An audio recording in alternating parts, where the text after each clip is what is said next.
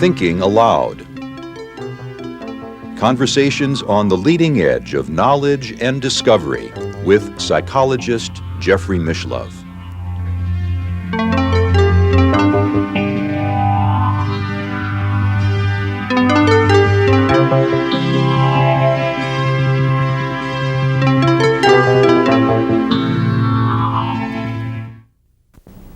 Hello and welcome. Our topic today is the Guru Principle, and my guest, Joseph Chilton Pearce, is the author of numerous books including Crack in the Cosmic Egg, Magical Child, and The Magical Child Matures.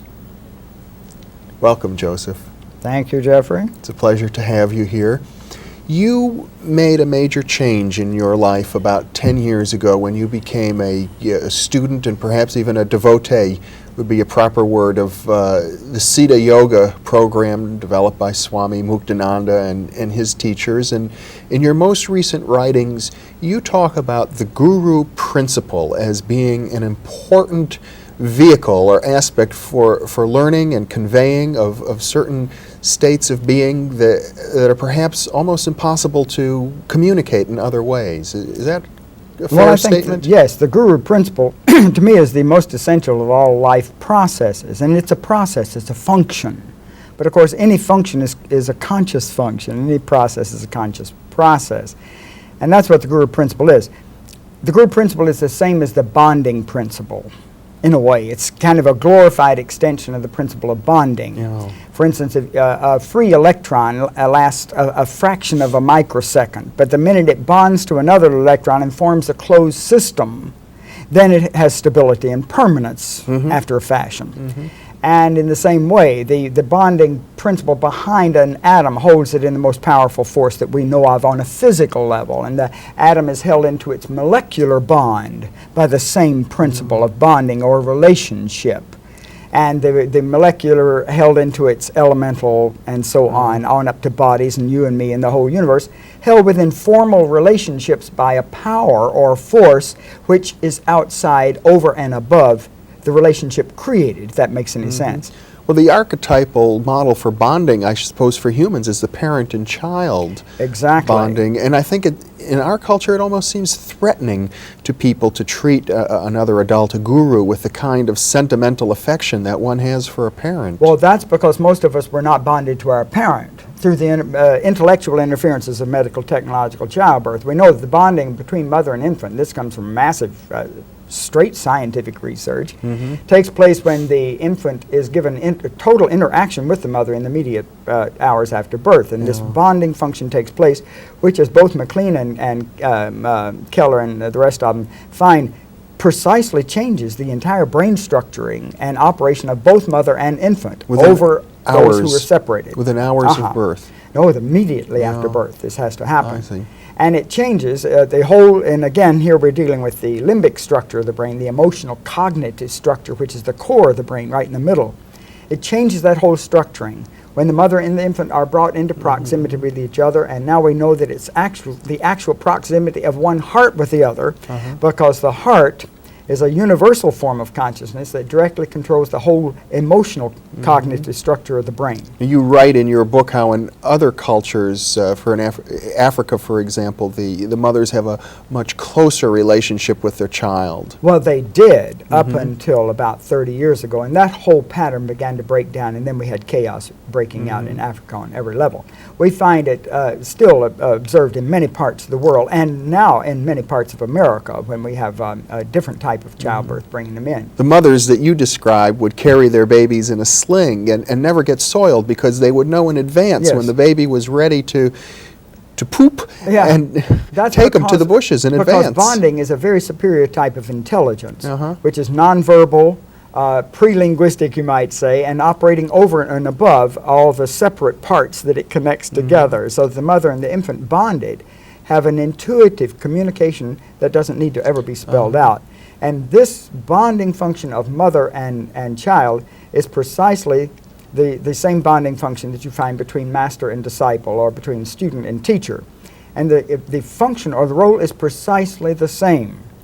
There is no difference. That's why my teacher, Muktananda, years ago, said that the mother was the first guru. Now, the word guru simply meaning teacher, spiritual teacher, or the one who leads from darkness of ignorance to the light of knowledge. And the mother functions. Look at what she has to do, Jeffrey. It's very simple. She has to bring the infant from the darkness of the womb to the outer world first. And then the infant is radically helpless, cannot furnish himself with a single facet of any information, can't furnish himself with information, with nurturing, with protection, with heat, anything else. Every bit of that the mother must give him. And we find that in the simple nurturing that the mother will automatically, spontaneously do, if she's given this bonding, which opens up what Paul McLean at Brain Research Center at the National Institute of Mental Health calls inherent genetic nurturing instincts in the brain.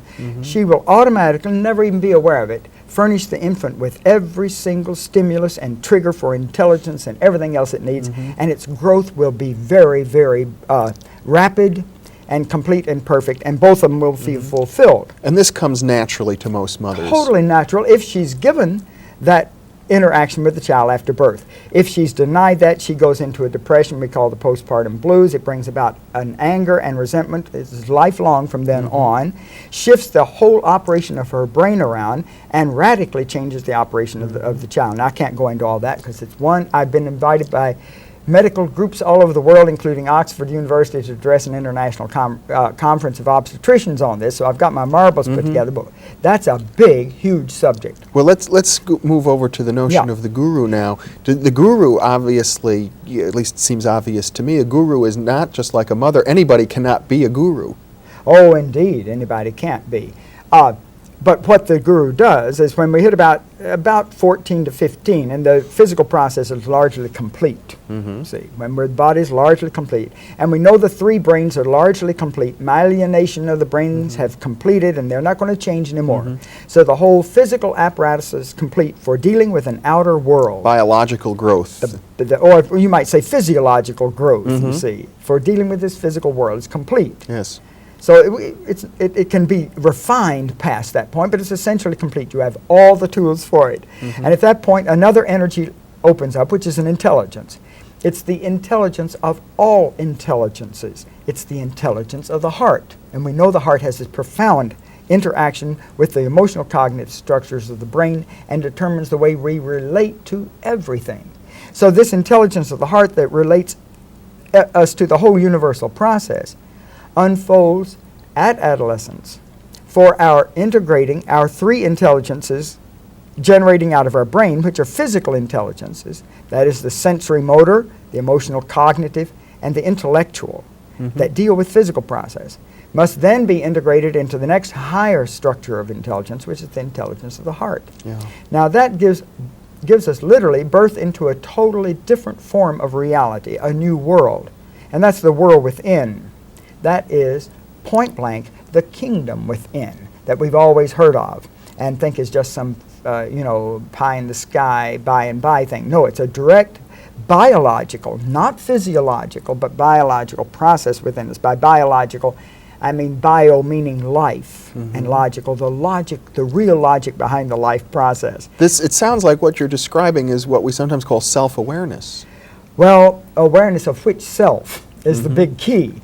Now, this self that we're aware of is, in the beginning, an absolutely other. I think of Karl Barth, he placing God as the absolutely other. Well, the self in the beginning is as absolutely other as the world of the adult is to the tiny infant, simply unapproachable.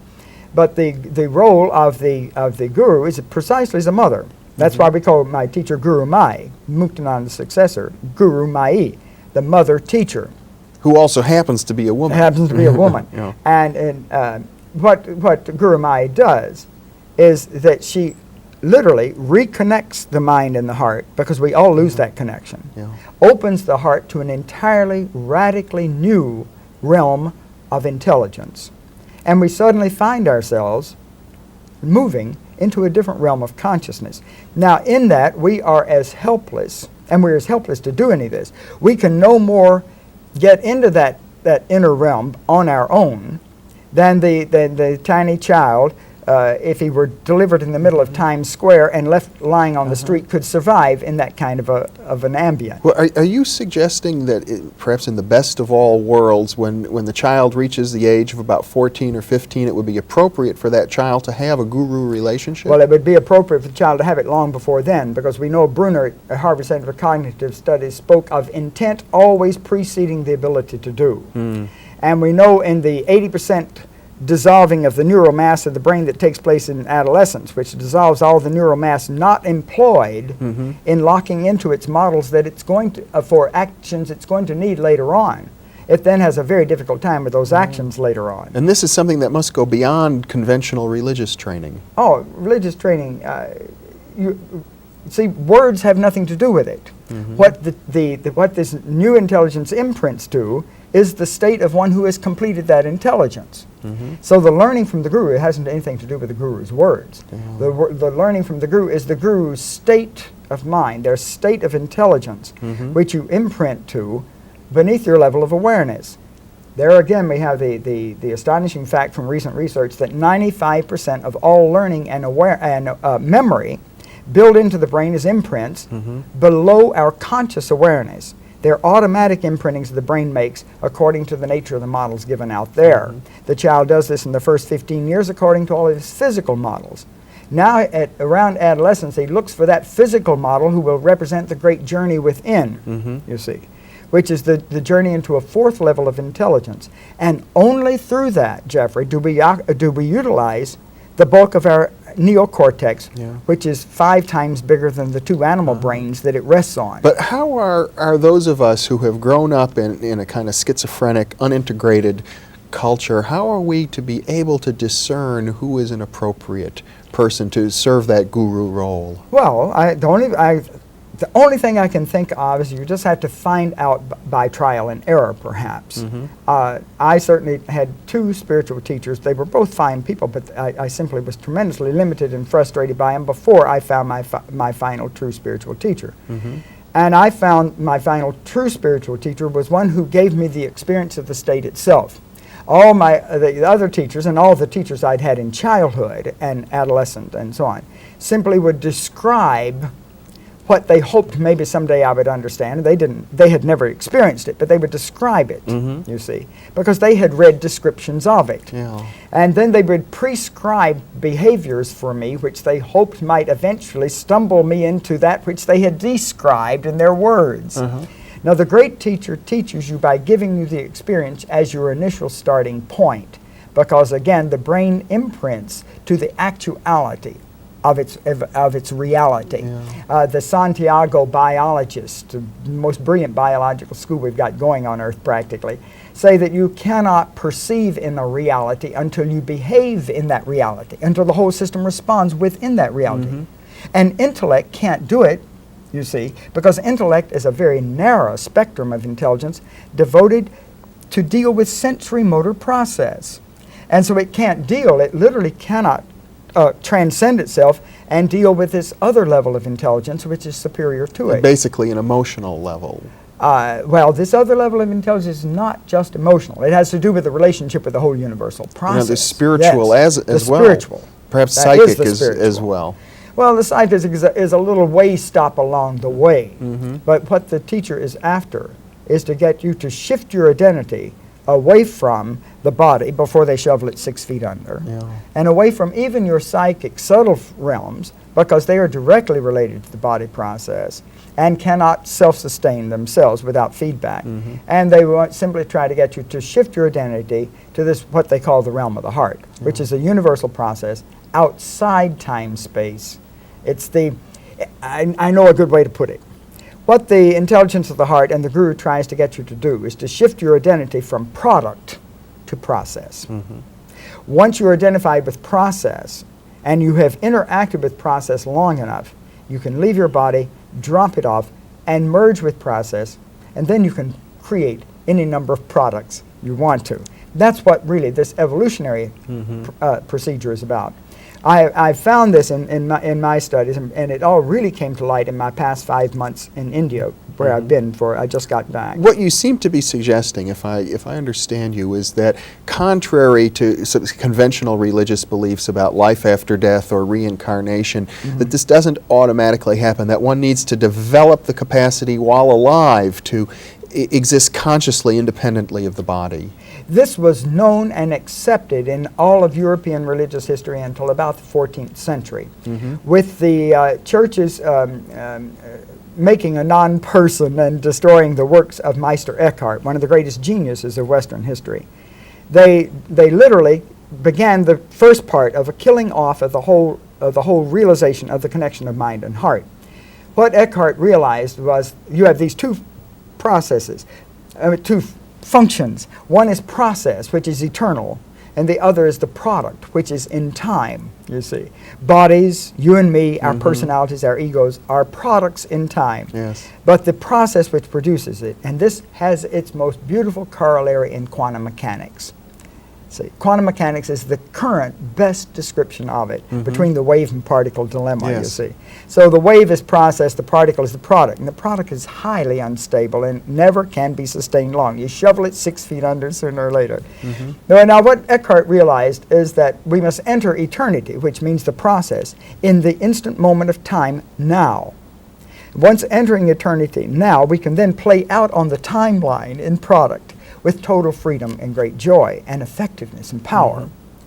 What happened after Eckhart was the church and all of European history, and this led directly to scientific technological process, took eternity out and put it at the end of time in the European psyche, which condemned mankind, to an endless timeline with eternity available to him, that is, process available to him. His relationship with God, the Creator, available to him only at the end of time. And I can tell you it was the most horrible idea that ever hit human history, and it literally froze the European psyche into its terrible, darkest of all periods. Well, I'm not sure I understand your metaphor completely, but I do understand this, that there's enormous pressure in our society today for people basically not to accept 90% of what you're talking about. That's because we're conditioned to only accept sensory motor information, which is that information translated through the most ancient and primitive of our brain structures, the reptilian brain.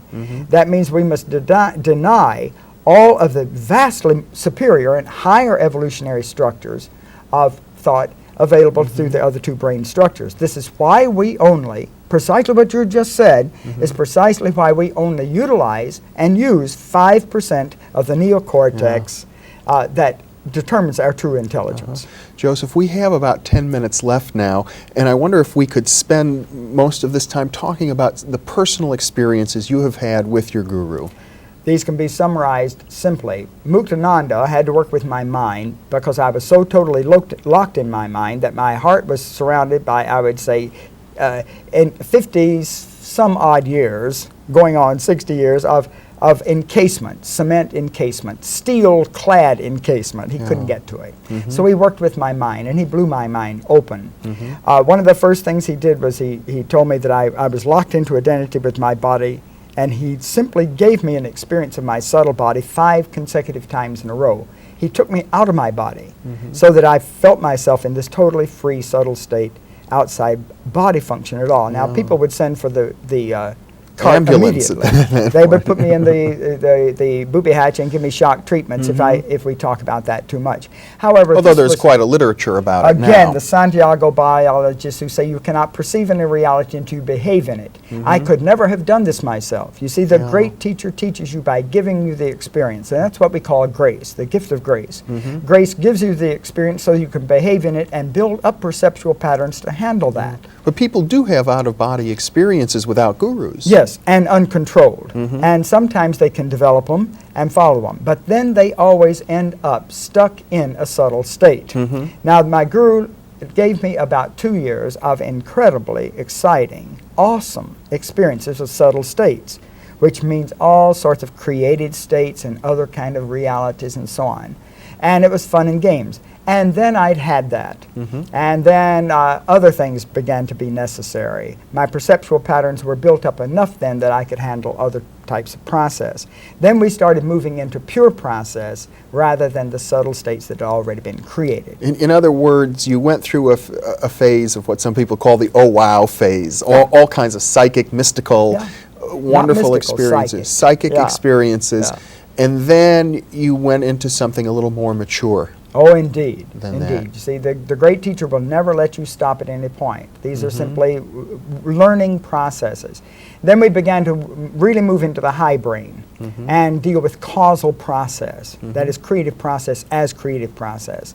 And this was an awesome experience, and a lot of awesome things happened for me. Again, none of this could I do on my own. All intellect can ever do is feedback on its own tape loops. These were given me. This was grace. Then Chidvilasananda took over when Muktananda left this world. She'd been prepared for that role for 25 years. And the first time in human history that a woman has taken over the lineage of one of these very ancient and very powerful systems. Very awesome because, of course, Gurumayi concentrates totally on the heart, never takes her focus off that. And the intelligence of the heart is essentially the great intelligence of the whole universe to hold itself in unison. See, so it's, you might almost say it's a counterbalance to the strictly male intellectual process that tries to take everything apart and tear it up. Did you find having a young female guru all of a sudden created any problems? Not when the first time I had Shaktipat from her, and she put her hand on my head and blew me out of all orbits I'd ever known in my life. Can you define Shaktipat? Shaktipat is a descent of grace. That is, they put their hand on your head and pass their power to you, and a corresponding power in you, just like that, arises. Again, without the outer stimulus of one who's developed it, that inner inherent power cannot manifest. It follows exactly the same as far as pattern. you're concerned, this is not simply hypnosis. Oh my God. Sorry, I've been hypnotized. The difference is about the candle in front of the sun. Because when the guru moves you into one of these states, or when the guru is literally working on you to break you free from all of your entrainments to physical process and free you to the other realms of your being, it's too dramatic, it's too heavy, it carries right on into your daily life. When I had that first Shaktipat, I literally, had I not had 5 years building up to it, it would have scared the bejabbers out of me. Because I had the feeling that every bone in my skull fragmented, that my whole brain went flowing out into a huge universal kind of a swirl. When I came back for about 6 weeks afterwards, I had the feeling that her hands were in my brain, kneading it like raw dough, and it specifically changed my whole perceptual system. And now this initiated a process that lasted 6 weeks, did you say? That was just the worst part of it, as my perceptual system was overhauled, and my world has simply never been the same again. For one thing, fear simply dropped out of my life entirely. Were you at the ashram at this I was in time? India at that time. So I mean, it's not the sort of thing a person could have experienced in the middle of their working hardly phase at all. of life. You're dealing with the greatest intelligence there is. You're dealing with the intelligence of all intelligences, and it simply is never inappropriate. It's impossible for that intelligence to be inappropriate because it's my own intelligence. I will not move against my own well-being. Myself will not move against itself. Okay. Now the next thing is Chidvilasananda started working on my heart. I got up to speak to that batch of obstetricians at Oxford. I'd always hated obstetricians until I met my guru and he took away hatred. And Gurumayi said I should go talk to him, and I got up there and this thing happened. I felt it from here. It flooded the whole room. I had nothing to do with it. I told them for an hour and a half of their criminal destructive activities. I was received with the greatest love I have ever been received by an audience, because my guru had bonded the heart, which is a universal process, to the heart of all of those. And that was her opening of my heart for the first time. And then there were intensives, these 2-day meditation workshops, when she comes around and puts her hand on her head, or sometimes simply sits in her chair and pumps the Shakti into you. She can do it from the other side of the globe. I've had Gurumayi precisely guide and direct me when I'm on the other side of the globe from her. But this particular time in December of 1983, she opened my heart. I identified with the heart. I fell into it. My body disappeared, and I and the heart became one function. This was during an intensive? This was during an intensive, and during the meditation of the intensive. And I and the heart became one, which it meant I fused with that God of the heart. And I knew at that point I had fused with the God of this universe. We had become a single thing. I didn't have the power to hold it. I may never feel that in that sense again in my life. I don't need to. She gave me that state to experience because that's the state she's in all the time. Now all I can tell you is for about 2 weeks after that, just the memory of that would flash up and I would burst into tears. It's a good thing I was in India at the time where that sort of thing is taken okay. And then finally in Houston, Texas, I'm skipping loads and loads and loads of things that our constant interaction.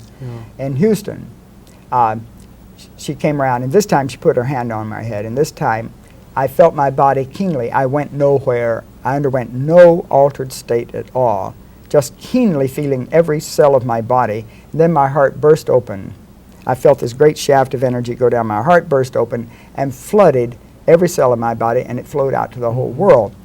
What it was ultimate power, literally the ultimate power of the creative process, ultimate love, ultimate concern, ultimate nurturing and care, and just simply the ultimate intelligence of the whole system, and that was my own true self. And it must have required a surrender of some kind on your part. Boy, I said, this is it. You know, you can have my little pipsqueak intellect, whatever bit of ego I've got left, get rid of it. This is the big experience. What she said, and I heard her say it very clearly at that point, she said, this is what I have to give you. This is what I have to give the whole world. And then she said, we're here to make love real, to make love concrete. Now, your particular guru now, Gurumayi, how many individuals can she work with in the same intense way? Hundreds of thousands. Hundreds of thousands. Because she is in the realm of the heart, which is non-localized, a universal process. It's not limited to time and space. And again, the best model of this, and I'm not just trying to sound erudite, the best model for this is in quantum mechanics. And Gurumayi and the Siddha Foundation that has her come over here in America also goes to Europe and all over the world, Japan, and throughout India. She has hundreds of thousands of followers, and all of us are intimately connected with her because the connection is through the heart. And it simply releases into our life a tremendous power, a tremendous confidence, a serenity, a happiness, and a joy. It floods us so thoroughly with love that there's no room left for anger and at all. And it doesn't seem to have interfered with your ability to function in the regular Western society. Gurumayi says you must perfect your intellect to its highest possible point that it might be a true instrument of the heart. But then, she says the converse, only the heart can perfect the intellect. Only the heart, the higher intelligence, can integrate the intellect into its own highest state. Joseph Chilton Pearce, thank you very much for being with me. It's been a real pleasure. Thank you, Jeffrey. And thank you very much for being with us.